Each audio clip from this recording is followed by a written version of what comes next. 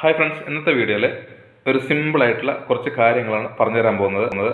പ്രത്യേകിച്ചിട്ട് കുറച്ച് വർഷം മുമ്പ് വാങ്ങിയ ഫ്രിഡ്ജൊക്കെയാണ് ഉപയോഗിക്കുന്നതെങ്കിൽ നിങ്ങൾ എത്രയൊക്കെ കൺട്രോൾ ചെയ്ത് ഉപയോഗിച്ചാലും നിങ്ങളുടെ വീട്ടിൽ കറണ്ട് ബില്ല് കൂടാനുള്ള സാധ്യതയുണ്ട്. ഫ്രിഡ്ജ് മാത്രമല്ല, നമ്മൾ ഒരുപാട് ഇലക്ട്രോണിക്സ് ഐറ്റം ഉപയോഗിക്കുന്ന ആളുകളാണ് ഇപ്പോഴത്തെ ഒരു സാഹചര്യത്തിൽ. അപ്പോൾ നമുക്ക് ഏതാണ് നമ്മുടെ കറണ്ട് ബില്ല് കൂട്ടുന്ന ഒരു ഐറ്റം എന്ന് കണ്ടുപിടിക്കുക പറഞ്ഞാൽ പാടാണ്.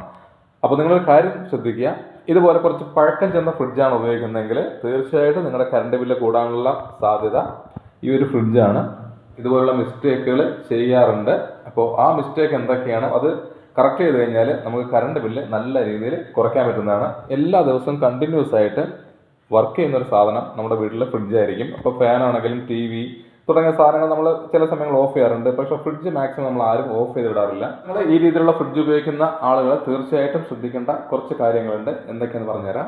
നമ്മുടെ ഫ്രിഡ്ജിൻ്റെ മേൽഭാഗത്ത് ഇതുപോലെ സാധനങ്ങൾ വെക്കാറുണ്ട്. ഇത് കൂളിംഗ് വേണ്ട ഒരു സ്ഥലം എന്ന് പറഞ്ഞാൽ ഫ്രീസറാണ്. അപ്പോൾ ഫ്രീസറിൻ്റെ മേൽഭാഗത്ത് നമ്മൾ ഇതുപോലുള്ള സാധനങ്ങൾ വെക്കുകയാണെങ്കിൽ ഫ്രീസർ കൂളാവുന്നതിന് ഒരുപാട് സമയമെടുക്കും. അപ്പോൾ ഇതുപോലുള്ള എല്ലാ സാധനങ്ങളും മാറ്റുക. അപ്പോൾ എപ്പോഴും ഫ്രിഡ്ജിൻ്റെ മേൽഭാഗം ഇതുപോലെ പ്ലെയിൻ ആക്കി ഇടുക. മാക്സിമം സാധനങ്ങൾ നിങ്ങൾ ഇതിൻ്റെ മേൽഭാഗത്ത് വെക്കുകയാണെങ്കിൽ ഫ്രീസർ തണുത്ത് കിട്ടാൻ ഒരുപാട് സമയമെടുക്കും. അത്രമാത്രം കറണ്ട് നമുക്ക് ആവശ്യമാണ്.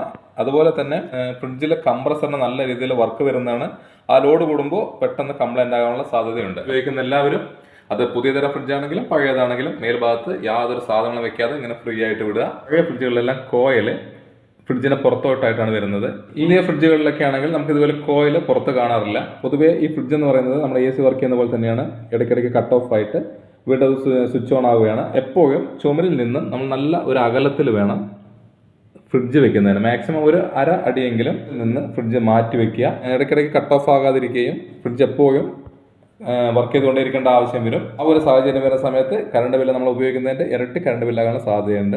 പിന്നെ അടുത്തത്, നമ്മുടെ ഫ്രിഡ്ജിൽ വർക്ക് ചെയ്യുന്നുണ്ടെങ്കിലും ചിലപ്പോൾ കൂളിംഗ് ഉണ്ടാവില്ല. അതിൻ്റെ മെയിനായിട്ട് കാരണം എന്ന് പറഞ്ഞാൽ കപ്പാസിറ്റർ, അതുപോലെ തന്നെ റിലേ തുടങ്ങിയ സാധനങ്ങൾ നമ്മൾ ഇടയ്ക്കിടയ്ക്ക് മാറ്റേണ്ട ഒരു ആവശ്യം വരും. കാരണം നമുക്കറിയില്ല ഫ്രിഡ്ജ് വർക്ക് ചെയ്യും. ഇതാണ്ടില്ലേ, അത് റിലേ ആണ്. ഈ റിലേ എല്ലാം കറക്റ്റായിട്ട് വർക്ക് ചെയ്യുന്നില്ല എന്നുണ്ടെങ്കിൽ ഇടയ്ക്ക് ചിലപ്പോൾ വോൾട്ടേജ് കൂടുന്ന സമയത്ത് അത് കംപ്ലൈൻ്റ് ആകാനുള്ള സാധ്യതയുണ്ട്. ഇടയ്ക്കിടയ്ക്ക് ഭയങ്കരമായിട്ട് സൗണ്ട് വരും. അതായത് കട്ട് ഓഫ് ആവുന്നത് വളരെ റിപ്പീറ്റായിട്ട് വരുന്ന ആ ഒരു സാഹചര്യം ഉണ്ടെങ്കിൽ തീർച്ചയായിട്ടും റിലേ പോയിട്ടുണ്ടാവും. അതുപോലെ തന്നെ തണുപ്പ് കുറവാണെന്നുണ്ടെങ്കിൽ തീർച്ചയായിട്ടും നമ്മൾ കപ്പാസിറ്റർ ചേഞ്ച് ചെയ്യുക. ഇതെല്ലാം നമുക്ക് വീട്ടിൽ തന്നെ ചേഞ്ച് ചെയ്യാവുന്ന കാര്യങ്ങളേ ഉള്ളൂ. നമുക്ക് ആരുടെയും സഹായമൊന്നും ആവശ്യമില്ല.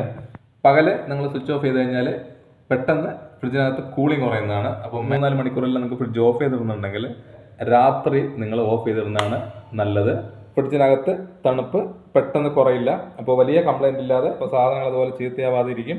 കൂടാതെ കറണ്ട് ബില്ലും കുറയ്ക്കാൻ പറ്റും. പിന്നെ നമുക്ക് അടുത്ത് ശ്രദ്ധിക്കേണ്ടത് അകത്തോട്ടാണ്. അകത്തോട്ട് എന്ന് പറഞ്ഞു കഴിഞ്ഞാൽ മെയിനായിട്ട് ഫ്രീസർ. മേൽഭാഗത്ത് സാധനങ്ങൾ ഒഴിവാക്കി കഴിഞ്ഞാൽ തന്നെ ഫ്രീസർ പെട്ടെന്ന് കൂളാവുന്നതാണ്. പിന്നെ അടുത്തൊരു പ്രശ്നം എന്ന് പറഞ്ഞാൽ ഇതുപോലെ ഐസ് പെട്ടെന്ന് കട്ടിപിടിക്കും. അപ്പോൾ ഒരുപാട് ഐസ് കട്ടിപിടിച്ച് കഴിഞ്ഞാൽ നല്ല രീതിയിൽ ഫ്രിഡ്ജ് വർക്ക് ചെയ്യേണ്ടത് ആവശ്യം വരും. അപ്പോൾ നിങ്ങൾ മാക്സിമം ശ്രദ്ധിക്കുക. ഐസ് ഒരുവിധം കട്ടിയാവുന്ന സമയത്ത് ഡീഫ്രോസ്റ്റ് ചെയ്ത് കൊടുക്കുക. അതുപോലെ ചെറിയ രീതിയിലുള്ളൊക്കെയാണ് ഐസ് ഉള്ളതെങ്കിൽ നമുക്ക് മാറുന്നതിന് വേണ്ടിയിട്ട് സിമ്പിളാണ്. നമ്മൾ കുറച്ച് ഉപ്പ് എടുത്തതിന് ശേഷം ജസ്റ്റ് ഒന്ന് പുരട്ടി കൊടുക്കുക. ഉപ്പൊന്ന് പുരട്ടി കൊടുത്തു കഴിഞ്ഞാൽ നമുക്ക് പെട്ടെന്ന് ഈ ചെറിയ ഐസ് എല്ലാം അലിഞ്ഞു പോകുന്നതാണ്. ഇനി അടുത്ത് ശ്രദ്ധിക്കേണ്ടത്, നമ്മൾ ഫ്രിഡ്ജിനകത്തോട്ട് ഒരുപാട് സാധനങ്ങൾ കുത്തി നിറച്ച് വെക്കാതിരിക്കുക. കാരണം ഒരുവിധം എയർ സർക്കുലേഷൻ ഉണ്ടെങ്കിലേ ഫ്രിഡ്ജ് കറക്റ്റായിട്ടുള്ള തണുപ്പ് എല്ലാ സാധനങ്ങൾക്കും എത്തുകയുള്ളൂ. അതുപോലെ തന്നെ അപ്പോൾ ഫ്രിഡ്ജിൻ്റെ കംപ്രസറിന് ഒരുപാട് വർക്ക് ചെയ്യേണ്ട ആവശ്യം വരില്ല. നമ്മൾ ഫ്രിഡ്ജിൽ എപ്പോഴും കുറച്ച് ഗ്യാപ്പ് ഇട്ട് മാത്രം സാധനങ്ങൾ വെക്കുക. ഇനി അടുത്ത് ശ്രദ്ധിക്കേണ്ട ഒരു കാര്യം എന്ന് പറഞ്ഞാൽ നമ്മൾ ഫ്രിഡ്ജിൽ പല സാധനങ്ങളും വെക്കാറുണ്ട്. പക്ഷേ പല സാധനങ്ങൾ ഫ്രിഡ്ജിൽ വെക്കേണ്ട ആവശ്യം പോലും ഇല്ല. പ്രത്യേകിച്ചിട്ട് ഇതുപോലെയുള്ള പാക്കറ്റ് പാലുകളൊക്കെ നിങ്ങൾ ഉപയോഗിക്കുന്ന ആളുകളാണെങ്കിൽ ഫ്രിഡ്ജിനകത്ത് വെക്കേണ്ട കാര്യമില്ല. നമുക്ക് എത്ര ദിവസങ്ങൾ വേണമെങ്കിലും നമുക്ക് പുറത്ത് വയ്ക്കാവുന്നതാണ്. നമ്മൾ കടകളിലെല്ലാം കാണുന്നതാണ്.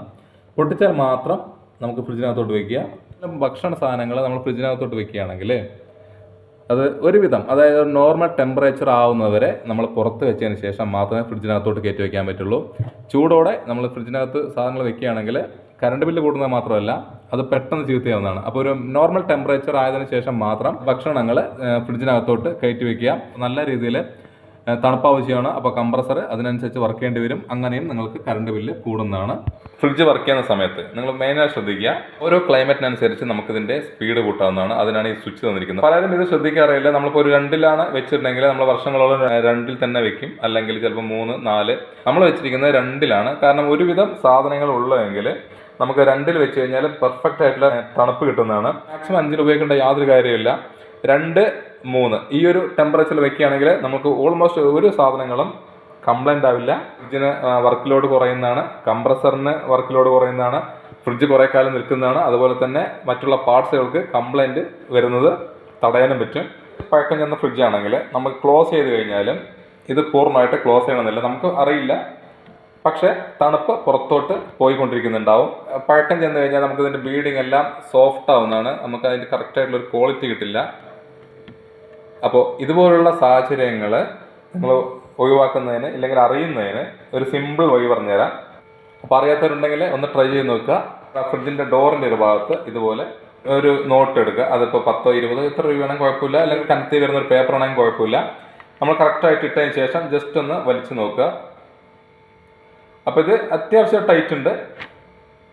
ചില ഫ്രിഡ്ജുകളിലാണെങ്കിൽ വളരെ ഈസി ആയിട്ട് പുറത്തോട്ട് വരും. ഇങ്ങനെ വരികയാണെങ്കിൽ തീർച്ചയായിട്ടും ഫ്രിഡ്ജിൻ്റെ ബീഡിങ് എല്ലാം കംപ്ലൈൻറ്റ് ആയിട്ടുണ്ടാകാനുള്ള സാധ്യതയുണ്ട്. ഇതുപോലുള്ള പ്രശ്നങ്ങളുണ്ടെങ്കിൽ തീർച്ചയായിട്ടും നിങ്ങൾക്ക് കറണ്ട് ബില്ല് കൂടാനുള്ള സാധ്യതയുണ്ട്. ഇടയ്ക്കിടയ്ക്ക് ക്ലീൻ ചെയ്ത് കൊടുക്കുക. കാരണം നല്ല രീതിയിൽ അഴുക്ക് പിടിച്ചു കഴിഞ്ഞാൽ ഡോറ് കറക്റ്റായിട്ട് ക്ലോസ് ആവില്ല. ബീഡിങ് ക്ലീൻ ചെയ്ത് നമുക്ക് ഏറ്റവും എളുപ്പത്തിൽ ചെയ്യാൻ പറ്റുന്ന ഒരു സാധനമാണ് വിനീഗർ. അപ്പോൾ കുറച്ച് വിനീഗർ നമ്മൾ ഒരു പാത്രത്തിലോട്ട് ഒഴിക്കുക. അതിനുശേഷം നമുക്ക് വേണ്ടത് ഒരു ബ്രഷാണ്. ആ വിനീഗറിൽ ബ്രഷ് മുക്കിയതിന് ശേഷം ബീഡിങ്ങിൽ അഴുക്കൊക്കെ ഉണ്ടെങ്കിൽ പെട്ടെന്ന് അഴുക്ക് മാറുന്നതാണ്. ശ്രദ്ധിക്കേണ്ട ഒരു കാര്യം എന്ന് പറഞ്ഞാൽ നമ്മൾ ഉപയോഗിച്ച ബ്രഷ് എടുക്കാതിരിക്കുക. ഇതിനു വേണ്ടി നമ്മളൊരു ബ്രഷ് മാറ്റി വയ്ക്കുന്നതാണ് നല്ലത്. ഇത് ഉപയോഗം കഴിഞ്ഞ് കഴിഞ്ഞാൽ കഴുകി ക്ലീൻ ചെയ്ത് നമുക്ക് വീണ്ടും ഉപയോഗിക്കുന്നതാണ്. വിനീഗർ ഉണ്ടെങ്കിൽ നമുക്കിതിൻ്റെ ബീഡിങ്ങുള്ള അഴുക്കുകളെല്ലാം ഈസി ആയിട്ട് പോകുന്നതാണ്. അങ്ങനെ ചെയ്ത് കഴിഞ്ഞാൽ നമുക്ക് അഴുക്ക് ഈസി ആയിട്ട് മാറ്റാൻ പറ്റും. നിങ്ങൾക്ക് കറണ്ട് ഇടയ്ക്കിടയ്ക്ക് പോകുന്ന സ്ഥലങ്ങളൊക്കെ ആണെങ്കിൽ ഫ്രിഡ്ജിൽ തണുപ്പ് നിലനിർത്താൻ വേണ്ടിയിട്ട് ചെയ്യാൻ പറ്റുന്ന സിമ്പിൾ ടിപ്പാണ്. നമുക്ക് ഇതുപോലെ ഒരു ബോട്ടിൽ എടുക്കുക. ഇതിൽ ഒന്നില്ലെങ്കിൽ നമുക്ക് ഐസ് ക്യൂബ് ഇടാം, അല്ലെങ്കിൽ നമ്മൾ നല്ല തണുത്ത വെള്ളം, അതായത് നമ്മൾ ഫ്രിഡ്ജിൽ കുറേ നേരം വെച്ച് തണുപ്പിച്ച വെള്ളം ഇതിൽ വെക്കുക. ഡോറിൽ നമ്മൾ തണുത്ത വെള്ളം വെക്കാറുണ്ടാവും, പലർക്കും തണുത്ത വെള്ളം കുടിക്കാൻ വേണ്ടിയിട്ട്. പക്ഷെ അത് അങ്ങനെ വെച്ചിട്ട് യാതൊരു കാര്യമില്ല. വെള്ളം നിറച്ചതിന് ശേഷം ഇതുപോലെ ഫ്രീസറിൻ്റെ തൊട്ട് താഴെ ഈ ഒരു രീതിയിൽ നിങ്ങൾ വെള്ളം വെച്ച് കഴിഞ്ഞാൽ ഒരു 3-4 മണിക്കൂർ കറണ്ട് പോയാലും ഫ്രിഡ്ജിനകത്ത് ആ തണുപ്പ് നിലനിർത്താൻ വേണ്ടിയിട്ട് ഈ വെള്ളം സഹായിക്കുന്നതാണ്. അറിയാത്തവരുണ്ടെങ്കിൽ വളരെ സിമ്പിൾ ടിപ്പാണ്. നമുക്ക് കുറച്ച് മണിക്കൂർ കറണ്ട് ഇല്ലെങ്കിലും ഫ്രിഡ്ജിനകത്ത് ടെമ്പറേച്ചർ കുറയില്ല. പിന്നെ അടുത്ത ശ്രദ്ധിക്കേണ്ട, ഇടയ്ക്കിടയ്ക്കുള്ള ഫ്രിഡ്ജ് ഓപ്പൺ ചെയ്യുക, അതുപോലെ തന്നെ ക്ലോസ് ചെയ്യുക, ഇത് ഒഴിവാക്കാൻ ശ്രമിക്കുക. സാധനം എടുക്കണമെന്നുണ്ടെങ്കിൽ നമുക്ക് ഫ്രിഡ്ജ് ക്ലോസ് ചെയ്യേണ്ട കാര്യമില്ല. കാരണം ക്ലോസ് ചെയ്തിട്ട് വീണ്ടും ഓപ്പൺ ചെയ്യുമ്പോഴാണ് ഏറ്റവും കൂടുതൽ കംപ്രസറിന് വർക്ക് ചെയ്യേണ്ട ആവശ്യം വരുന്നത്. നിങ്ങൾക്കൊരു സാധനം എടുക്കാനുണ്ടെങ്കിൽ നമുക്കൊരു സാധനം എടുക്കാം, ഇല്ലെങ്കിൽ 2-3 സാധനങ്ങൾ പച്ചക്കറി വെക്കാനുണ്ടെങ്കിൽ നിങ്ങൾ പച്ചക്കറി മുഴുവൻ വെച്ചതിന് ശേഷം മാത്രം നിങ്ങൾ ഡോർ ക്ലോസ് ചെയ്യുക. അല്ല, ബേസിക് ആയിട്ടുള്ള കാര്യങ്ങളാണ്.